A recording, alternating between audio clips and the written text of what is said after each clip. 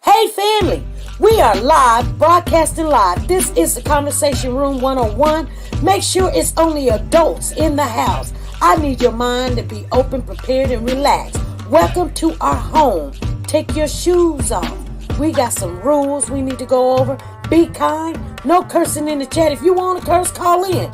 And no shouting out other channels. That's a no-no. We got one other rule. There is no judging our guests. It will not be permitted. Zero tolerance. And if so, you want to do that, guess what? We got security. And we will escort you out. Because over here, hashtag we don't care. We're going to be one big family. We're going to laugh together sometimes. We're going to cry. But we definitely going to pray. I thank the Lord above for everything. I lift him up and give him the glory. But you guys, right now, we're going to get our popcorn. And then we're going to see what's going on. And let me just park my car. And I'll be in there in a minute. I'll see you real soon.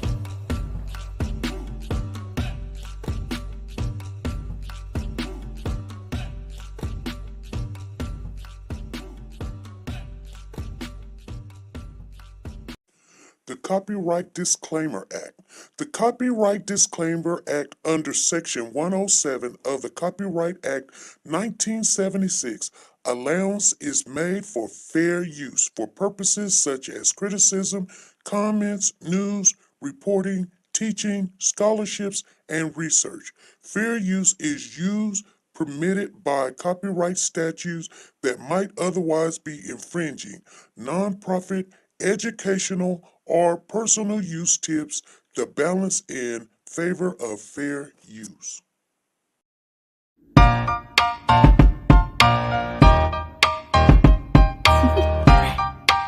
Do you want to know? Well, I've been thinking about you, and I think I'll have to listen, because the sun is up, it's a beautiful day. My beginning will be as bright as the sun. Come, won't you come along? And it feels so right, it's like luck is raining on me. Go and follow your heart, doesn't matter how far. There is so much love to give, something's telling me this time. Baby, baby, now I know. Baby, baby, gotta go. There is so much love to give, something's telling me it's right. When you came to me, oh I knew it's you, yeah, boy. Hey family, come on in, you guys. Come on in. Hey, come holler at us, sister. Thank you for the super chat. Coming on in here, and I'm seeing that super chat. Thank you for the super chat. We definitely needed it because we're almost at the end of our you've got to have a certain limit or whatever. So that is going to help us. Thank you very much for that super chat.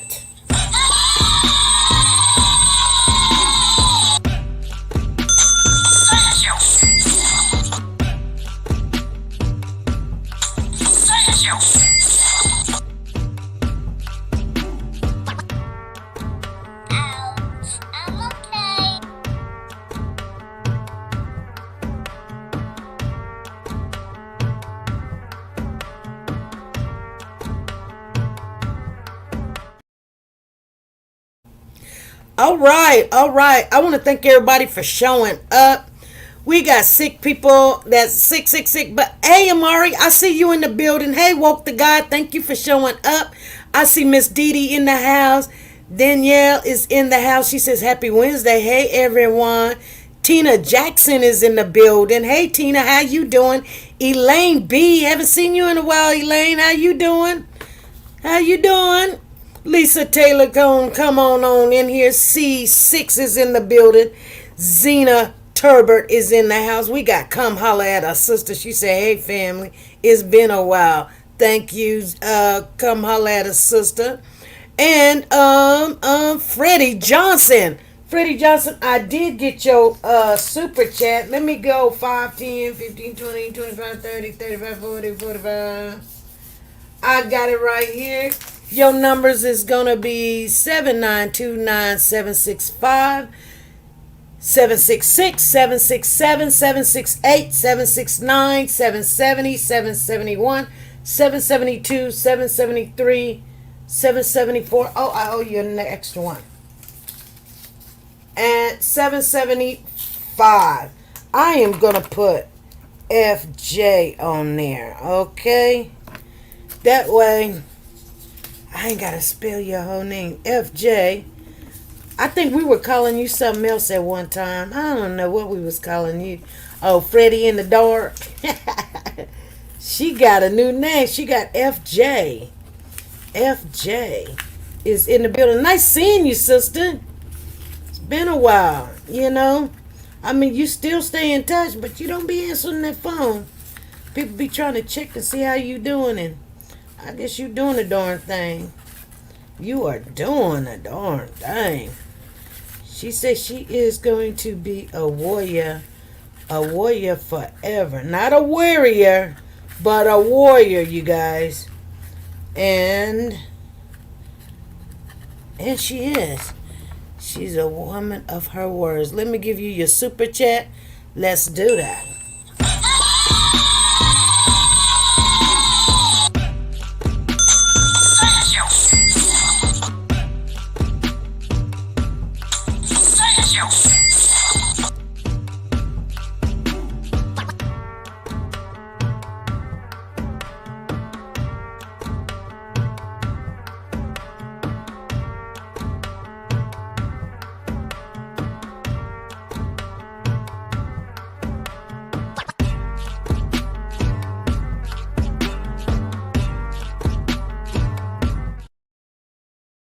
All right. She said, I meant what I said. I know you did. Girl, and I ain't forgot you either. Trust and believe. Things gonna have to change around here. They gonna have to change, you guys. So let's get into what the conversation is. I want to just share with you guys. We are in the we're following the case with Christopher Gergor. He had a 6-year-old son that he found out he was a father when the child was 5 years old. This is in New Jersey, if you don't know this case. But he started taking care of his child. The mother, she had a problem with drugs, so he ended up getting the child, and she ended up getting visitation one day a week, which would be Wednesday, and then every other weekend or whatever. And just going through the trial, we found out that she still was having some issues with substance abuse. But nevertheless, there's a video that's out there that in March, that and it's 2021, I believe. In March of 2021, there's a video where she drops the child off to the father, and she was late. She always being late and not doing what she's supposed to be doing. But she had concerns about this child. Had bruises on him, and he's always having bruises. And she's talking to her child, even though that she's got a substance abuse, you guys, or substance problem. She's trying to get help. I don't know if it's so much help for the child, or she's trying to get custody of the child, or she want her mother to have custody. But she believes something was not right, or something's going on with this child. He's got all these bruises. She don't know where they're coming from, so she's always going to the hospital. She's checking with the doctors. She's telling CPS, hey, look, something's going on with my child. Nobody's believing her. They're like, hey, they did a full assessment of this child. More than once. Matter of fact, the day before the child died, April the 2nd, they did a full assessment on this child, April the 1st. Said his lungs was clear. He had no fever. There's no broken bones. There's a little bit of abrasions or something. One on his head, one next to his cheek, one behind his ear. He had 14 places on his body where there was some bruising. But other than that, he is healthy. She takes the child directly over to the father's house at 9 o'clock a.m. on April the 2nd, and the child is dead. That very same day, around about 5:07 p.m. Now, the last time anybody seen this child was like 2 p.m., where the father took a picture. He was talking to these girls and said that I thought that the doctor said he had sepsis. Okay, hold on. So he took a picture. He was talking to this girl, and I don't know if he zoomed her or he took a snapshot picture or whatever. But you can see the baby's name, the little boy's name is Corey. He was laying down, and he took a picture that he's fine. He's okay, And then 3 o'clock when he gets up, he's nauseated. He's been throwing up. He pooped in his pants. He takes the child to the doctor. He calls the mom and says, I'm taking him to the doctor. Send me the insurance information. Because he don't have it, So she sends it to him. And he goes to the hospital. And like I said, 2 hours later, Corey's deceased. So there was a doctor that after the death of Corey did a culture of his, I told you guys, the CBC. That's a complete blood cell count. That's why it's called a CBC. Well, on a CBC, you get your numbers with your white blood cells, your red blood cells, and all that other stuff. I can't give you medical advice because somebody would be like, she's giving people medical advice. Well, I can give it to you, but I'm not giving it to you. But I'm just explaining to you what those things are. So, because I don't want somebody to try to sue me saying, I thought this because SP said this. No, yes, but I am a nurse. Don't get it twisted. With 19 years, so I can, but I'm not your doctor. I'm not your nurse, so I'm not giving you advice. I'm just telling you what these things are. So anyway, and I don't get in trouble because you say it. I just don't want them to say I'm giving you advice because, you learn that even when you was a CNA. You don't give medical advice. I don't care how knowledgeable you are, especially if it's free. You don't do that because you don't know nobody's situation. You don't know the whole situation. So, some people come up and say, what do you think this is? I said, I think you need to go talk to your doctor. I mean, anytime there's a concern, you go to the doctor. And then if the doctor don't give you the right information, the best thing I can tell you to do is go get a second opinion, especially because a lot of things you guys don't understand. When you work in this field, you see a lot of mistakes.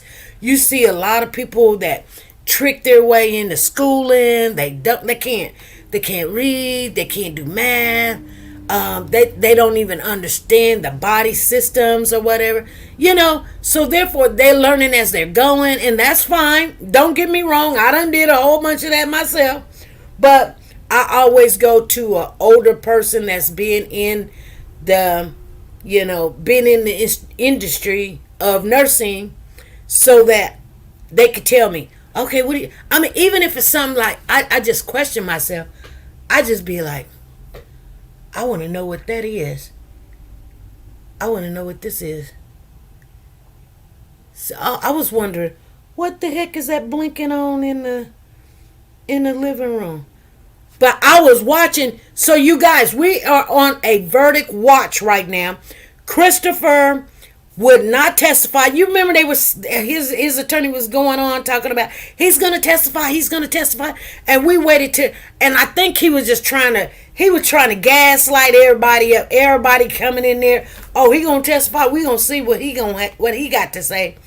When it came for him to testify, we knew he was not going to testify. He's a coward. Anyway, she said, we appreciate, thank you.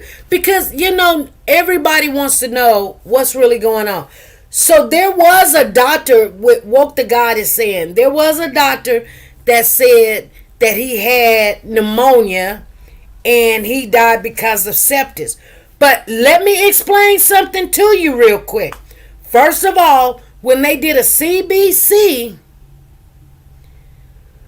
before Corey died, while he was in the hospital, they took his blood culture. His blood cell count, white blood cell count, normal. Red blood cell count, normal. Everything's normal. Everything. Now, of course, you guys, let me share some with you. If you don't know, this is what they're trying to do. So, the defense hired, well, they call them liars for hire, okay? They call them liars for hire. That is an expert witness that has many, many years, maybe a doctor, maybe a forensic pathologist like this one. He could be, do autopsies. He could be an attorney. He could be a judge. He could be lawyers. He could be doctors. He could be anything. But this one is a forensic pathologist. So he works with, he looks at things. It says forensics. So forensics mean basically, basically the research or whatever. And forensics means like a detail. Pathologist, remember I just finished taking a class, pathology, okay? Pathophysiology. Pathophysiology is a disease that the human living body, what makes that disease do what it do, and what does it do with what, and why come and how come, and all these things happen. Yes, your girl got an A in the class. Thank you very much. But anyway, nevertheless, he's a forensic pathologist, and so he works with what happens after you're dead. Anyway, like I just said, check this out. What lawyers for hire? Liars for hire. That's when you have a network of people that works for the defense sometimes. Most of the time, they get paid pretty good. And they will come in and say what you want them to say. Basically, to help your client get off. Now, it's crazy. You guys know how this game works. So this forensic pathologist comes on. He's a doctor. And he's saying that he had pneumonia.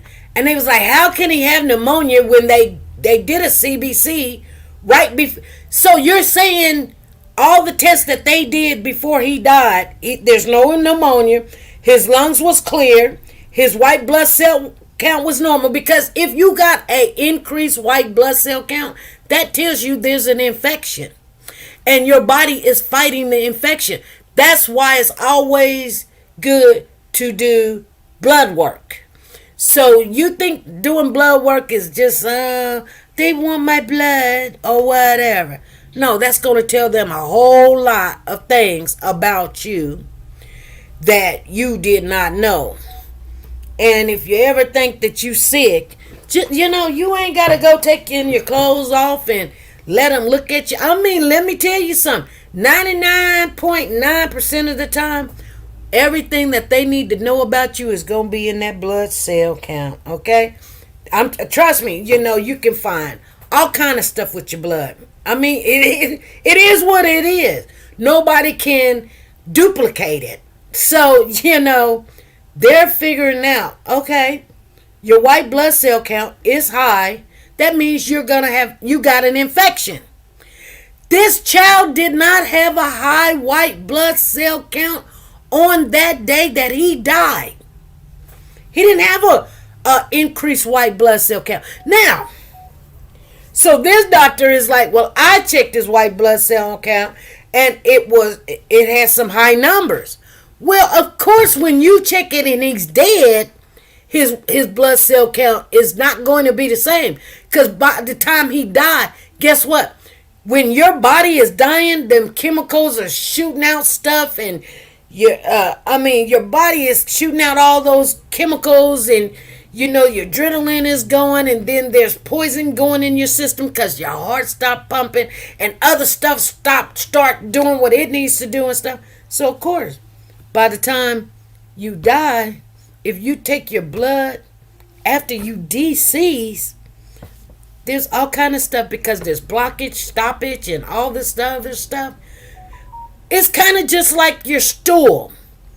Your stool runs fine if you flush the stool and your stool runs fine, right? You poop in the stool, your stool runs fine. You flush the stool, it's fine, it's great. Clog the stool up where you can't flush it, poop in it, and find out what happens. Now, first, the poop don't stink. First, the poop, it went down, flow easily, right, everything's fine.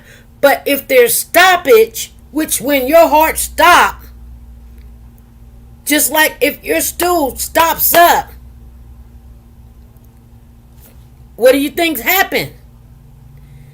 You got junk in the, I can't say junk in the trunk, but you got junk that's sitting there.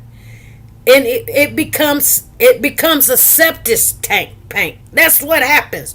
That is why Woke the God was saying, yeah, that was a doctor that's saying that he has sepsis. You can check it out, but when the child was alive, it's more accurate than when the child was deceased. And like I said, I'm not no forensic expert, but when he came up with that logic saying his white blood cell count was high and stuff, but look when you took the white blood cell count after he was dead. You guys understand what I'm saying? So that's how he gets his logic. And for him to be a forensic pathologist, he knows that. I'm telling you, I know that. But the lawyers that's defending Corey don't know how to trick him into or try to make him tell the truth, because he is a specialist. He done taught stuff. He knows, and then when they did try to get him to answer something, he answers the questions like, I don't know, you could be right. That sounds right. I didn't read it. I didn't review it. I'm just telling you what my opinion is, and he wasn't mean about it or anything. He's an older man, so they're not going to try to rip him apart because, he knows how to lie between his teeth, and that's what he did. You guys, it was unbelievable watching this liar for hire. And I wouldn't say he did a marvelous job. I just think that these women were not ready for, and they should have been, because this is not their first rodeo, but they should have been prepared or ready for this. But anyway, you guys, we are on a verdict watch. I just watched because I was running around taking care of some stuff because my phone was off this morning. I was like, hey, what's going on? Well, your girl forgot to turn her pay her phone thing. I usually pay it by my phone, and it wasn't working, so I didn't get my lazy butt up and go take care of it. But, I got it taken care of this morning and some other stuff. So it all worked out. Now, I was just laid back on the couch, and I said, let me go watch what happened this morning because I missed it. So I just got done with all of the defense closing argument, and the defense went on for 2 hours.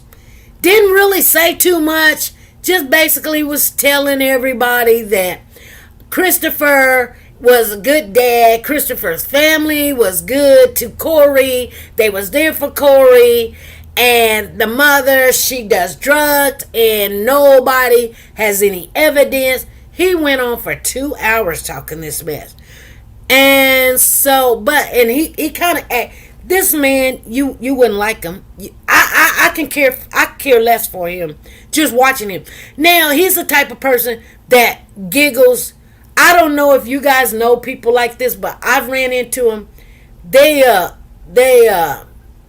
try to con their way, like they kiss butt.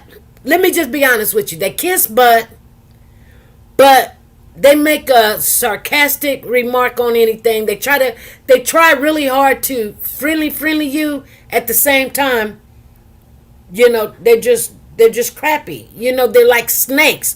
When you see a snake, you know a snake. He's like a snake. And I'm just not saying that because he's defense. I can tell his whole way of doing this case. People like him, I don't be friends with. There was this guy in my job. He was a nurse. He was the same way. And you know, every time when I come in, I couldn't stand this guy. And he would try to finesse everybody. Finally one day, and he was really nice about it. So one day I told him, I said, you know what? I didn't care for you. I told him this in his face. I said, I didn't care for you. Just your whole personality. And I said, but you're always nice. He was always nice. But for some reason, I didn't care for him, and I still didn't. But I told him I couldn't be mean to him anymore. Like, he would say, how's your day? And be wanting to talk, and I'd be like, it's all right. Don't even worry about it. Like, oh, no, here's a piece of candy. Here's a piece of bubble gum. I just want you to feel good. I brought you a Pop-Tart, and then when you're having a bad day and somebody brings you a Pop-Tart or bring you a Snicker or bring you a soda pop and be like, your sandwich, you lost your lunch. Here, take my lunch. He was always like really nice. Like I did, because I would tell him, you didn't do this, you didn't do this. You need to do this before I come in. Not telling him what to do because he was a little bit more advanced and knowledgeable than me. I think he was an RN. And maybe he wasn't an RN, but was he working on his RN? I don't know. But he's been a nurse working in the geriatric field for a long time. So he knew a little bit more about geriatrics than I did. But, hold on, because I hear the TV going off in there. Oh, what are you doing, honey? You are, but I was watching something.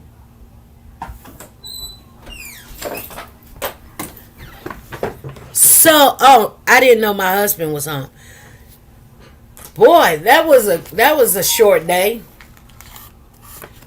So anyway,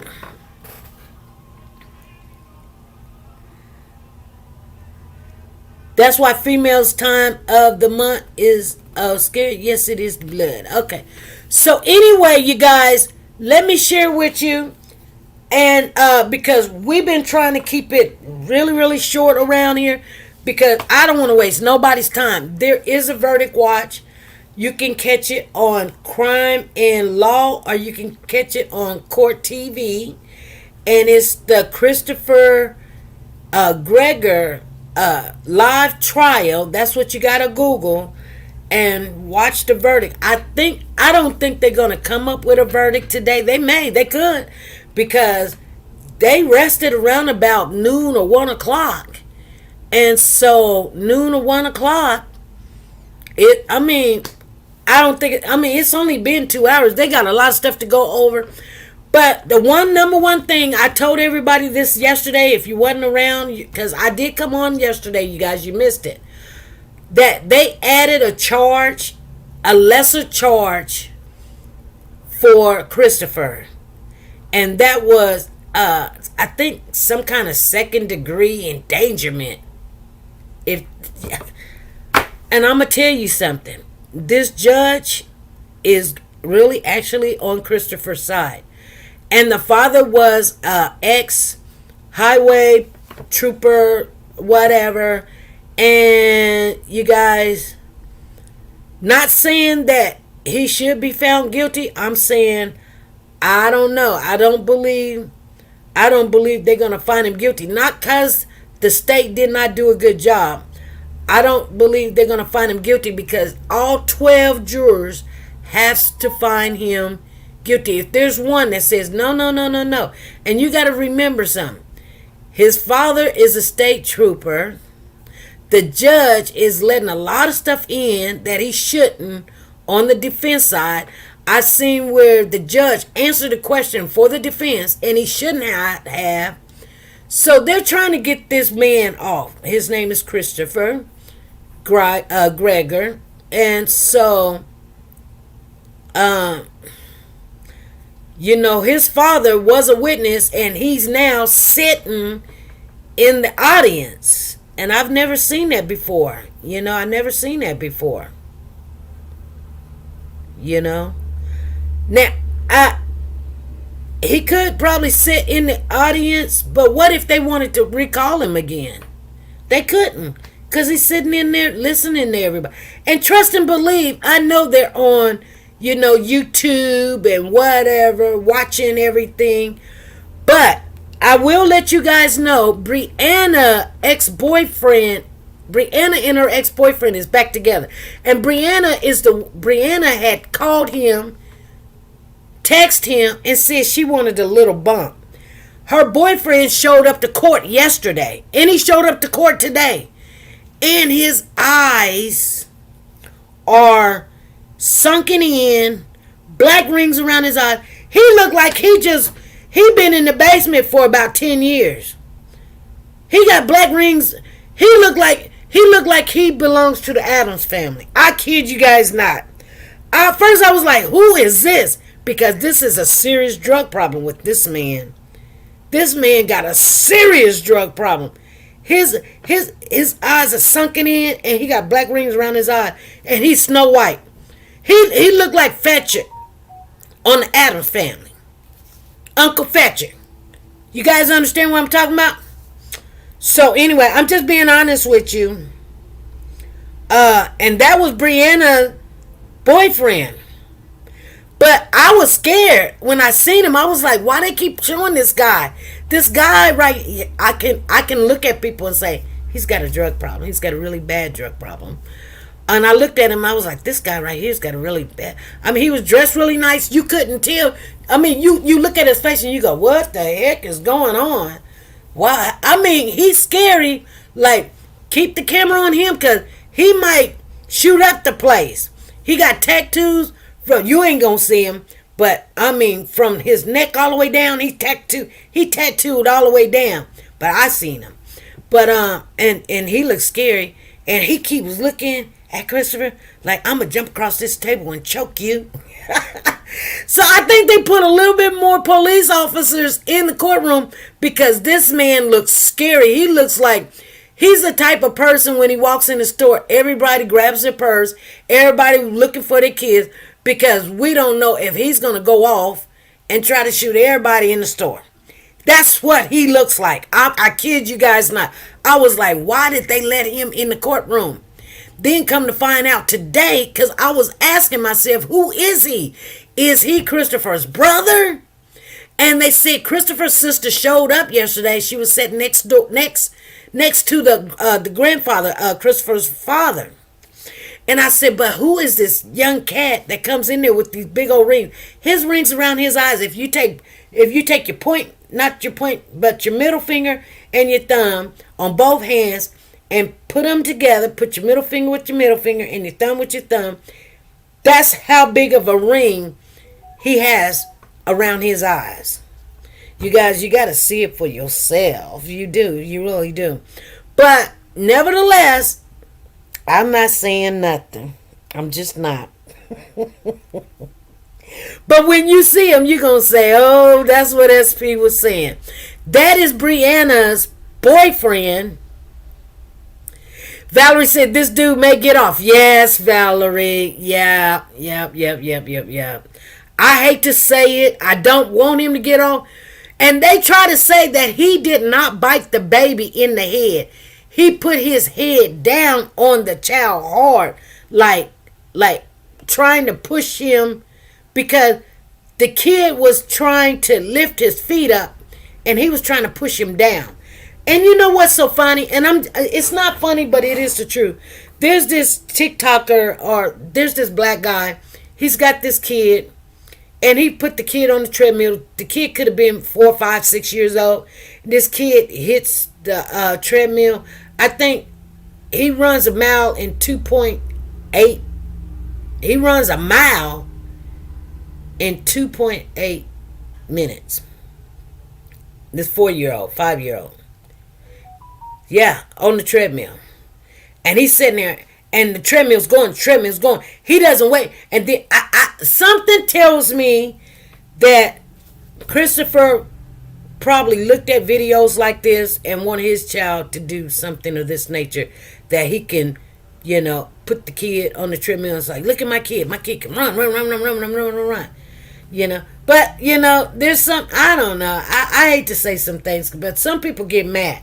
But some cultures are built for that. I don't know why, but they are. They built for that. Anyway, you guys, I'm gonna get off of here because I just want to share one other thing with you. I don't know if you guys know Mr. Lubba Lubba. Yeah, I don't know his real name, but he has a lot of TikToks. It is an African guy, well built or whatever. I did not know that this guy. I'm just sharing this with you. You can take this and run with it. But you'll see him. He has a lot, and he loves that song, Mr. Lubba Lubba. And he walks through the town, and everybody looks at him, men, women, everything, children and everything, because he is very well respected. He is built for the having children. And so he has fathered 200 kids. He has fathered 200 kids, and that's his main job. So he eats well, he exercises, he doesn't work, but this is what they do. He is the alpha over there. So all his kids, Freddie said he is fine. He is. Yeah, he's a dark brother in Africa, and he walks through the town, and he's the alpha, and that's all he does is he works out. He has 200 kids, but that's what they do. He is the alpha. Nobody tries to compete with him. They can walk next to him, and he walks like, this is who I am, and the women go, ooh, ooh, ooh. But nevertheless, that's his whole job. And so his kids, when he has kids, and they have, and they are boys, one of them will take the place of what the father does now, and father a whole bunch of kids. And hopefully they're hoping that he has a lot of boys, because this man, he has a lot of boys. He doesn't have that many girls.